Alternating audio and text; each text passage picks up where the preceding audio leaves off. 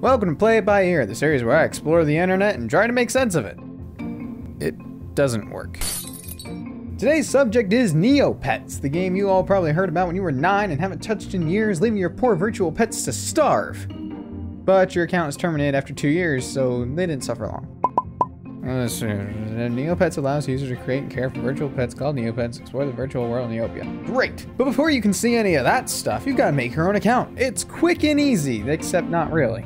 Create a username and password. This is the first step to entering your magical new time waster. Also, you see this cool guy here? He is not an option later, just in case you're getting your hopes up. Be warned though, because almost every imaginable name is taken. So, be ready to use the suggestions tab to add a bunch of numbers and underscores that you won't be able to remember later, just so you can have a name that isn't completely crazy. Don't forget to tick the box saying you read the thing that nobody ever reads. Please correctly enter your date of birth, your new price information, blah, blah, blah, blah, blah. So make up whatever date you want to make sure you're old enough to not need a parent's help.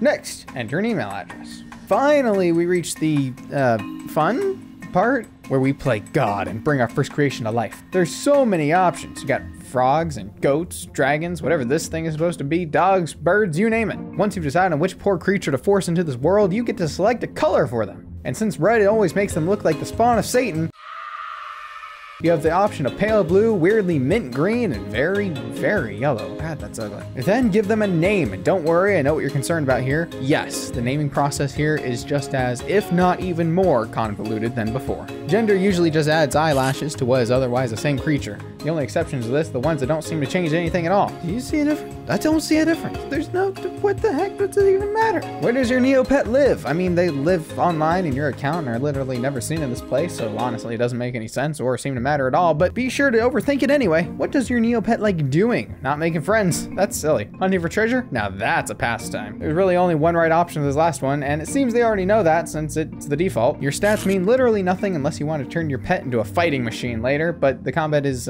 not fun, so we won't.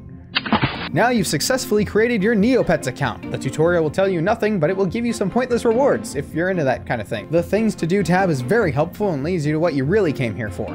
Games. But it won't fail to remind you to activate your account at every turn. For the life of me, I have no idea what the difference is, but the red is annoying, so be sure to do that as soon as possible.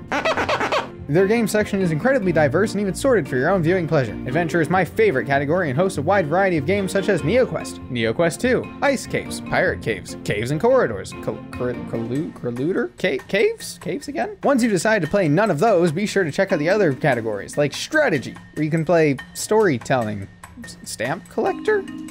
Plushie Tycoon, Poetry? If that's too much for you, the classics are all here too. Solitaire, Poker, Blackjack Poker, Neg Cave, Cave again.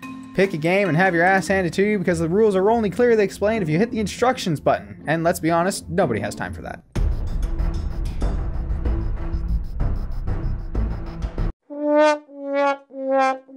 If those aren't enough games for you, don't worry, there's more. From AAA's Revenge to Zero Ball, there's so many options that I really don't care to list them. When you somehow get tired of all those games, you can remember that there's an entire world to explore, which you'll learn is really just the same few places copied and pasted around with different selections based on the area, but you know, whatever. Just remember the pet shops are always sold out, so at this point, don't bother. Sometimes you'll get some cool hints, like this one, telling you where to get a free omelet every day. Since you can feed one omelet to your Neopet 3 times, you literally never have to buy food. Kinda takes a bit of point out of that, doesn't it? If you do get lucky enough to grab the last cool thing in stock, you still have a chance to lose it. You can haggle to bring the price down. But while you do that, at any point someone else will come along and steal it from you for full price, so it's exciting.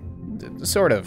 If you try to spend more than you have, beware, you'll immediately be kicked out of the shop. But don't worry, getting money is stupid easy. Just go back and play those games we looked at earlier. But since most of them are ridiculous, you'll probably find 1 or 2 you're good at and stick to those for income. And then comes the best part of Neopets, dressing up your little monster to look as pretty, or handsome, as possible. All in an effort to assert dominance because obviously your creature is the best. So have fun exploring the vast and actually surprisingly tiny world of Neopia! Isn't this essentially Pokemon? You have a creature and you get more creatures, except without the fun part?